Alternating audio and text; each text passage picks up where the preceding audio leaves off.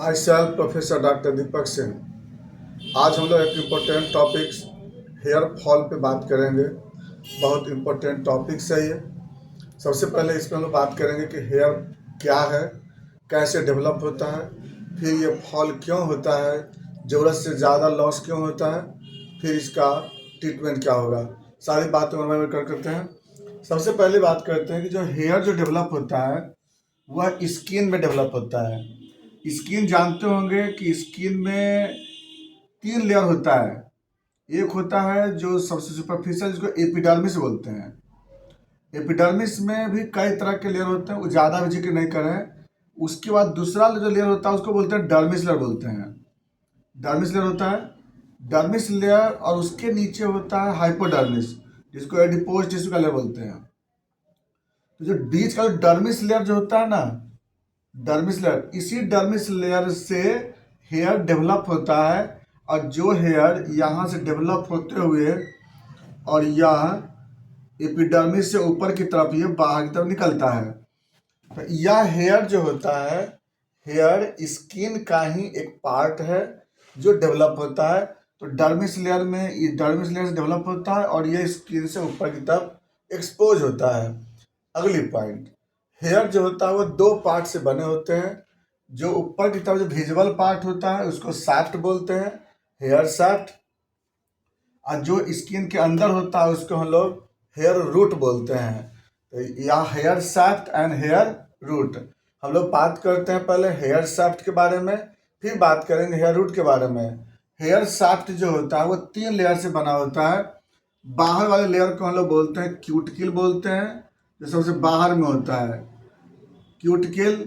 उसके अंदर में होता है जिसको कॉर्टेक्स बोलते हैं, कॉर्टेक्स। और जो अंदर का लेयर जो होता है उसको हम लोग बोलते हैं मेडुला, मेडुला बोलते हैं, मेडुला, या इसको मैट्रिक्स भी बोलते हैं, मेडुला।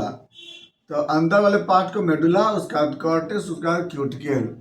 3 लेयर से मिल करके आपका हेयर का शाफ्ट बनता है, हेयर शाफ्ट। तो क्यूटिकल जो बाहरी लेयर होता है, जो स्किन, जो हेयर को प्रोटेक्ट किए हुए है, हेयर को स्मूथ बनाता है, बाहरी लेयर जिसको क्यूटिकल बोलते हैं, क्यूटिकल। और उसके बीच में होता है, उसके अंदर होता है, उसको कॉर्टेक्स बोलते हैं। और सबसे अंदर वाले को लोग मेडुला बोलते हैं, मेडुला।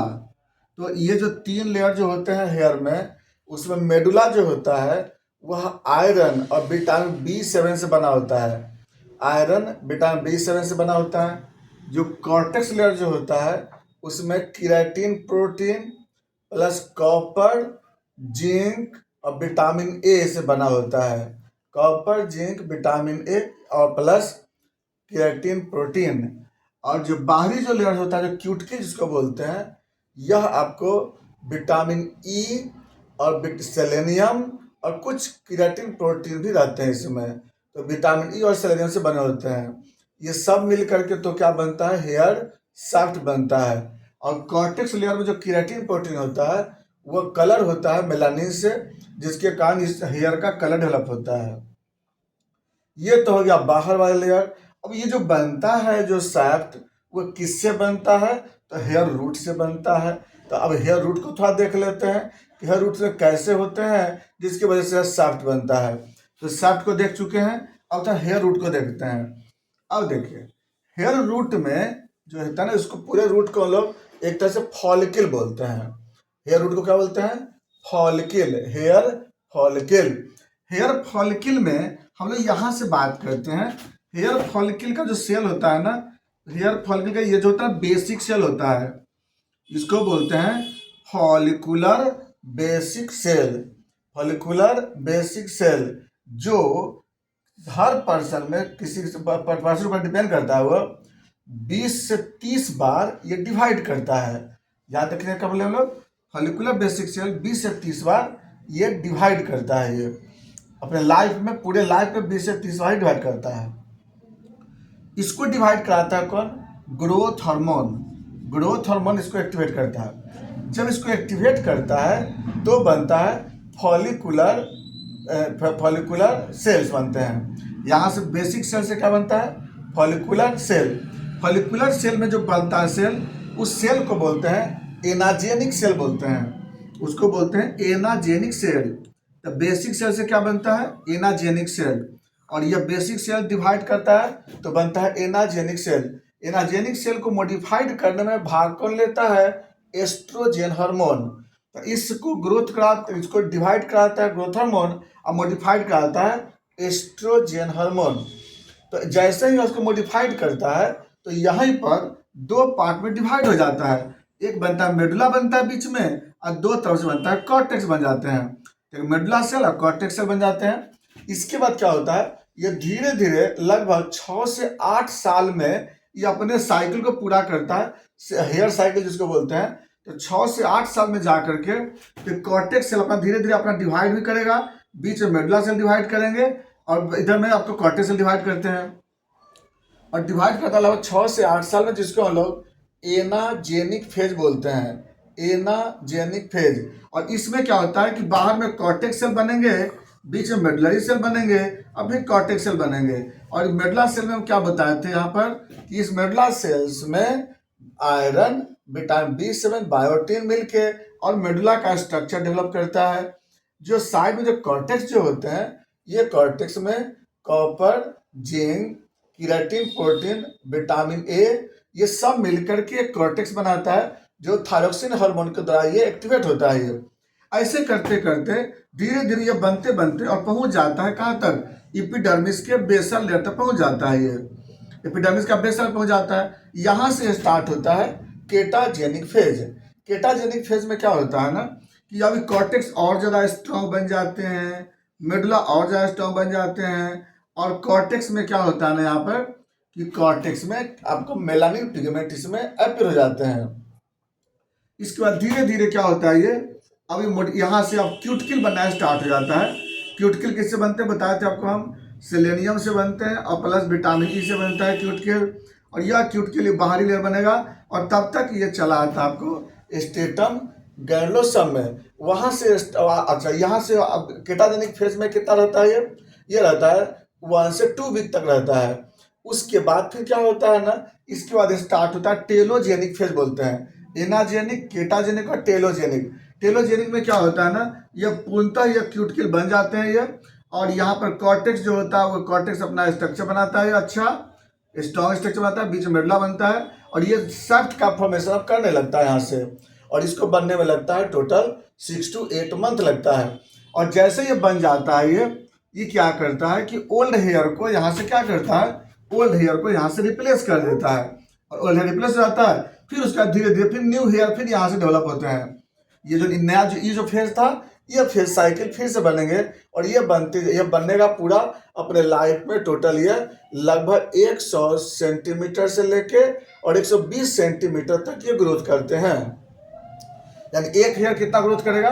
100 से लेके 120 सेंटीमीटर। फिर ये पूरा साइकिल, ये वाला जो डिवाइड किया था ये खत्म हो जाएंगे, फिर नया से फिर दोबारा सेल बनेगा। ऐसे करते करते पूरे लाइफ में 20 से 30 बार ही हेयर जो होता है वहाँ पर हेयर साइकिल चलता है। ऐसे ग्रोथ होते रहते हैं। ये था आपका हेयर साइकिल, जिसमें हमें बहुत सारे मिनरल भाग लिए, बहुत सारे सब्सटेंस भाग लिए, हार्मोन भी भाग लिए। अब हम लोग बात करते हैं तो इस तरह से ओल्ड हेयर आपका रिप्लेस होते हैं, न्यू हेयर आपको यहाँ पर ग्रोथ होते रहते हैं।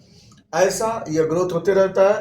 हेयर का ग्रोथ जो होता है 0.5 सेंटीमीटर एक मंथ में, 0.5 से 1 सेंटीमीटर बोला जाता है, एक मंथ में डेवलप होता है। 0.5 से 1 सेंटीमीटर। और उसका जो लाइफ पीरियड होता है तो बस रिप्लेस खत्म हो जाते हैं। नॉर्मल में अब देखिए, यहाँ तो नॉर्मल बात है। यहाँ पर जो हेयर फॉल की बात हो रही है वह स्कैल्प हेयर की बारे हो रही है, स्कैल्प स्किन के बारे में बात हो रही है, स्कैल्प की बात हो रही है। नॉर्मल में डेली लगभग 100 से कम हेयर फॉल होते रहते हैं। डेली 100 से यानी कि 50, 60, 70 यानी मैक्सिमम 100 हेयर जो होता है ना वो डेली फॉल होते हैं। लेकिन वह फॉल क्यों होते हैं? ओल्ड वाले हेयर फिर न्यू बनते रहते हैं। यानी इसका मतलब होता है डेली कम से कम 50 से 100 हेयर हर दिन यहाँ से क्या हो रहा होगा ना, एनाजेनिक फेज बनते होंगे, डेली बनते होंगे पर जो वहाँ से वो क्या होता है रिप्लेस हो जाते होगा। तो ऐसा वैसा ही वो तो होते रहता है। लेकिन जब किसी पर्सन में जब यह 100 से ज़्यादा हेयर एक दिन पर डे 100 से ज़्यादा हेयर जब वो फॉल करता है, यही कंडीशन को डिजॉर्डर बोलते हैं। और इतना ही नहीं, बल्कि मोर देन 100 से hair fall with visual of scalp skin known as hair fall. Hair fall किसको बोलते हैं? जब आपका हेयर ज़्यादा फॉल करता हो, साथ में जो स्कैल्प स्किन वो आपको दिखाई दे रहा हो विजिबिलिटी, उस कंडीशन को बोलते हैं हेयर फॉल बोलते हैं। ये तो हो गया हेयर फॉल। अब दूसरी बात है, यह हेयर फॉल सबसे ज़्यादा वर्टेक्स रीजन से ज़्यादा होता है, वर्टेक्स रीजन से। अब चलते हैं हम लोग, हेयर फॉल ज़्यादा क्यों होता है, किस कारण से हेयर फॉल ज़्यादा होता है। सबसे पहले हम लोग चल रहे हैं स्कैल्प के डिजॉर्डर से, ऊपर चलें। स्कैल्प डिजॉर्डर में सबसे पहला आता है पानी का चेंज होना। बहुत सारे पानी ऐसे होते हैं जो बेसिक होते हैं, बेसिक पानी में हेयर फॉल ज़्यादा होता है। एसिडिक वाटर रहता है, न्यूट्रल वाटर में हेयर फॉल कम होते हैं। जिस पानी में बेसिक ज़्यादा होता है, जहाँ पे बेस या क्षार अल्कलाइन ज़्यादा होता है, उसमें हेयर फॉल बहुत होते हैं।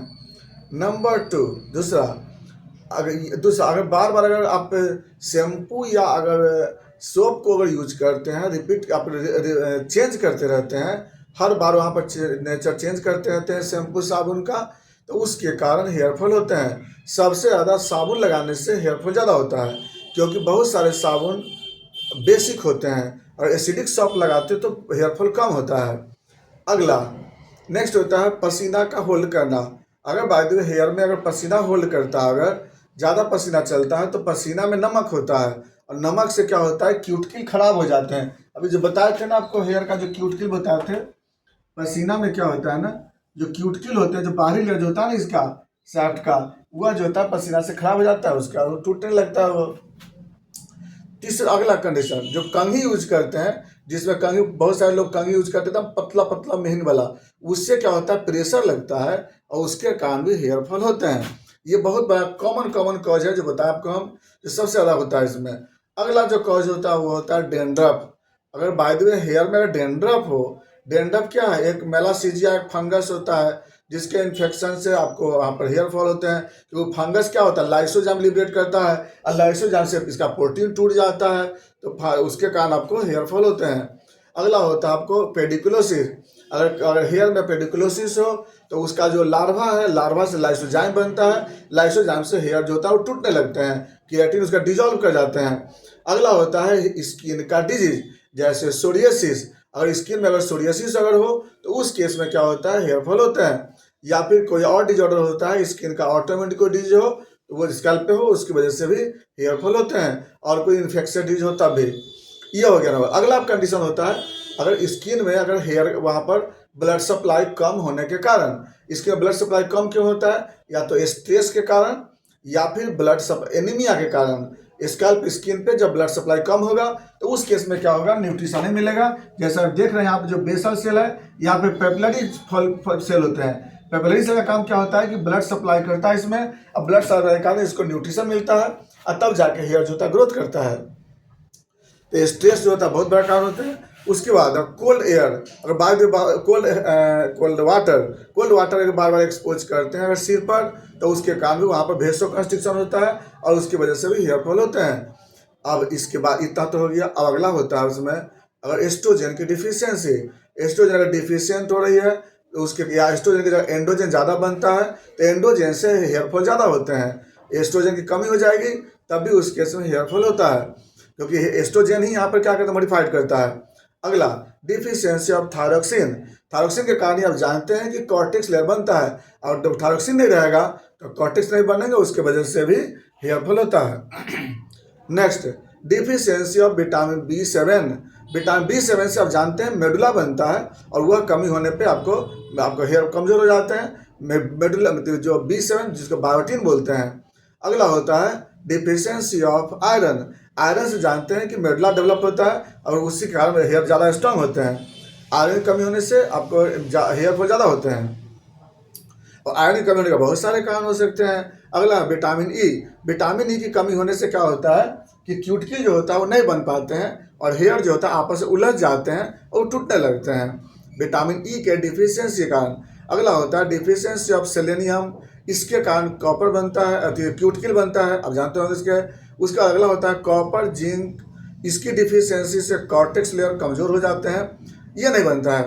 तो ये सब जितना भी डिफिशियंसी बोल रहे हैं, इसे हमको क्या करना होगा, डाइट में हमको इंक्लूड करना होगा। इसमें कमी से आपको हेयर फॉल बहुत होते हैं। अगला कौन होता है लिवर डिजॉर्डर। लिवर के डिजॉर्डर होने के कारण जो प्रोटीन बनना चाहिए, वो केराटिन प्रोटीन के लिए जो मटेरियल चाहिए, जो एमिनो एसिड चाहिए, वो लिवर ही तैयार करता है। और जिसमें लिवर कमजोर होगा तो उस केस में भी हेयर फॉल होते हैं। और अभी जैसे बताया एस्ट्रोजन के बारे में बताए थे, एस्ट्रोजन की कमी और एस्ट्रोजन का अधिक होना, ऐसा ज़्यादातर ओवेरियन सिस्ट में ज़्यादा मिलता है। ओवेरियन सिस्ट के कारण उसका एस्ट्रोजन कमी हो जाती है और उसके कारण भी हेयर फॉल बहुत होते हैं। अब अगला आता है आपको जीआईटी डिजॉर्डर। कंस्टिपेशन के कारण बहुत सारे आपको रॉ मटेरियल वहाँ तक नहीं पहुँच पाते हैं हेयर तक, जिसके कारण और प्लस जीआईटी डिजॉर्डर होने के कारण, अच्छे ढंग डाइजेशन नहीं होने के कारण भी आपको जो रॉ मटेरियल है वो हेयर तक नहीं पहुँच पाते हैं। तो ये जितना भी देखे आप कॉज हेयर फॉल के कॉज थे। अब बात करते हैं सिम्टम। हेयर फॉल तो खुद अपने आप में सिम्टम है, लेकिन more than 100 hair fall per day it is the more specific symptom. दूसरी चीज़ आपका जो स्कैल्प स्किन होता है विजुअल हो जाते हैं और पेशेंट साइकोलॉजिकल अपसेट हो जाता है, क्योंकि आप जानते हैं कि हेयर ही जो है वह आपका एक स्मार्टनेस है, आपकी पहचान है, आपकी पर्सनालिटी है। वह हेयर बहुत एक इम्पोर्टेंट एक फैक्टर रोल करता है बॉडी के पर्सनालिटी के लिए। तो इसमें पेशेंट क्या होता है, साइकोलॉजिकल अपसेट हो जाते हैं। बात रही इसका कि इन्वेस्टिगेशन, क्या अगर हेयर फॉल किसी का हो रहा है कोई जांच करके देख सकते हैं? यस, कुछ जांचें हैं जो पता लगा सकते हैं, जैसे HB परसेंटेज आप करा सकते हो, उसमें हीमोग्लोबिन कम होने के कारण, आयरन के कम होने के कारण अभी बताए थे कि हेयर फॉल बहुत होता है। दूसरा आपको कराना है T3 T4 TSH, थायरोक्सिन की कमी और कम होने के कारण, एक्शन कम होने के कारण भी हेयर फॉल बहुत होते हैं। इसके बाद आप पेशेंट को LFT करा सकते हैं, लिवर फंक्शन टेस्ट। लिवर की वीकनेस होने के कारण भी आपका हेयर फॉल बहुत होते हैं। और हमें इसके अलावा जो कराने की जरूरत नहीं पड़ेगी, आपको डाइट और जो मेंटेन है उसका आप मेंटेन करना होगा। आपको अब आते हैं मैनेजमेंट या ट्रीटमेंट। तो सबसे पहले आते हैं हम लोग कि अगर बाय द वे पेशेंट को सप्लीमेंट की आवश्यकता है, तो सप्लीमेंट में विटामिन A, विटामिन B7 और विटामिन E, इसको जरूर सप्लीमेंट में देना है। आयरन का सप्लीमेंट जरूर यूज करना है। कॉपर सेलेनियम और जिंक जिस डाइट में हो उसको ज़्यादा बढ़ाने की कोशिश करना है पेशेंट को। रिच प्रोटीन डाइट देना है। ओवेरियन सिस्ट हो उसका ट्रीटमेंट करना है। लीवर में कोई प्रॉब्लम हो तो लीवर का ट्रीटमेंट करना है। अगर बाय द वे आप अगर शैम्पू यूज करते हैं तो जो भी शैम्पू और साबुन यूज करते हैं वह एसिडिक होना चाहिए। जो पानी यूज करते हो तो पानी का pH पहले देख लें। पानी अल्कलाइन नहीं होना चाहिए, पानी का आपको न्यूट्रल या एसिडिक होना चाहिए, जिसके कारण आपका हेयर फॉल रुक जाती है। उसका अगर पसीना चले तो पसीना को तो ड्राई कर लीजिए। और ज़्यादा देर तक हेयर को बाइंड करके नहीं रखना है। कोशिश करना है कि जब जब मौका मिले तो हेयर को आप ओपन रखें, जिससे कि आपका पसीना वहाँ पे कम बनेगा। और कोशिश कीजिएगा जो कंघी यूज करते हैं वो ज़्यादा, जिसमें बड़ा वाला कोर्स जो ज़्यादा गैप वाला जो होता है ना उसके बीच में, उस कंघी को यूज करते हैं। बीच बीच में कभी भी आपको मसाज जब करते हैं तो स्कैल्प स्किन को ऑयल लगा करके अच्छे ढंग से मसाज करते हैं, तो चूँकि वहाँ आसानी से ब्लड सप्लाई हो सके और उसके कारण आपका हेयर फॉल हो जाता है। अब बात करते हैं इसका कि कैसे हम कोई होम्योपैथिक दवा दें जिसके कारण हम लोग इसको रोक सके। देखिए, सबसे पहला तो हम लोग ऊपर से एक्सटर्नल अप्लाई करने की बात होती है। हम जैसा बोले आपको कि एसिडिक सोप यूज करना है, एसिडिक शैम्पू यूज करना है। अगर ऑयल को यूज करते हैं तो उसमें कोकोनट ऑयल ही सबसे बेस्ट होता है, जिसको आप यूज कर सकते हैं, और वो भी कोकोनट शुद्ध वाले, मिक्स वाले नहीं। और दूसरी बात है कि अगर आप होम्योपैथ में जो दवा आती है, एक अर्निका मदर टिंचर आती है। अर्निका मदर टिंचर को का फंक्शन यह है कि वह ब्लड के सप्लाई को बढ़ाता है स्कैल्प की स्किन पे। तो arnica mother tincture plus jaborandi mother tincture को जेब्रांडी करके भी आता है। जेब्रांडी का बहुत अच्छा फंक्शन है कि वह इसके क्यूटिकल को स्ट्रॉन्ग करता है, प्लस आपको स्कैल्प के स्किन को हेल्दी बनाता है। वो दोनों मदर टिंचर को आप कोकोनट ऑयल में मिला करके आप उसको रेगुलर लगा सकते हैं। इसके बाद जो दवा जो आती है उसमें बहुत सारी दवा होती है, अलग अलग तरह के कंडीशन में अलग अलग तरह की दवा होती है। जैसे इसमें हम लोग सबसे वन पे हम लोग देखते हैं, नंबर 1 पे विंका माइनर करके दवा आती है। विंका माइनर 30 पावर में आप उसको दिन भर में 5 बूंद 2 बार या 3 बार आप दे सकते हो, या डायरेक्ट आप टंग पे दे सकते हो। नंबर 2 फेरम फॉस आपको 6x से स्टार्ट करना है, 6x पावर से स्टार्ट करना है, जो कि आपको मेडुला रीजन को स्ट्रॉन्ग करती है। और वह आपको 5 या 6 टैबलेट सुबह और शाम आप गुनगुने पानी में हाफ कप पानी में उसको ले सकते हैं। ये बहुत इंपॉर्टेंट काम करेगी। थर्ड दवा, प्रोटीन को बनाने के लिए चेलिडोनियम 200 पावर में आप सुबह और शाम उसको आप ले सकते हैं, चेलिडोनियम। अगली दवा होता है इसका सेलेनियम। सेलेनियम जो होता है 200 पावर में, सेलेनियम को आप सुबह और शाम आप ले सकते हैं, डायरेक्ट टंग पे भी यूज कर सकते हैं। अगर भाई थायराइड डिजॉर्डर हो तो थायरोडिनम 200 पावर में आप उसको आधे कप पानी के साथ आप ले सकते हैं। लेकिन इतना ही नहीं है, दवा इसमें और भी बहुत सारे दवा है। डिपेंड करता है कि आपको किस तरह का कंडीशन है, डिपेंड करता है हेयर के कंसिस्टेंसी पे, हेयर के क्वालिटी पे, कंडीशन पे डिपेंड करता है, डिजॉर्डर पे डिपेंड करता है। क्योंकि इतना ही नहीं है, ये तो सिर्फ आपको एक नॉर्मल बात होता है। कॉज बहुत सारे और भी मिलते हैं पेशेंट के, कंडीशन बहुत सारे पेशेंट के मिलते हैं, कॉन्स्टिट्यूशन बहुत सारे मिलते हैं। अलग अलग पेशेंट पे अलग अलग तरह की दवा देते हैं, एक जैसा दवा इसमें नहीं है। इसके लिए आपको अगर सर्च करना हो आप हमसे संपर्क कर सकते हैं, नीचे डिस्क्रिप्शन नंबर दिया हुआ है, आप हमसे टॉकिंग कर सकते हैं। आप ऑनलाइन ऑफलाइन दोनों में हमसे बात कर सकते हैं। बिल्कुल ठीक होती है, घबराने की बात नहीं होती। हाँ, लेकिन एज बढ़ने के साथ थोड़ा इसका जो ट्रीटमेंट है थोड़ा सा दिक्कत हो सकती है, यानी कि 45 ईयर्स के बाद। लेकिन उससे पहले यह बिल्कुल आसानी से ठीक होती है। बाकी बातें चलेंगे नेक्स्ट वीडियो में। Thanks for watching.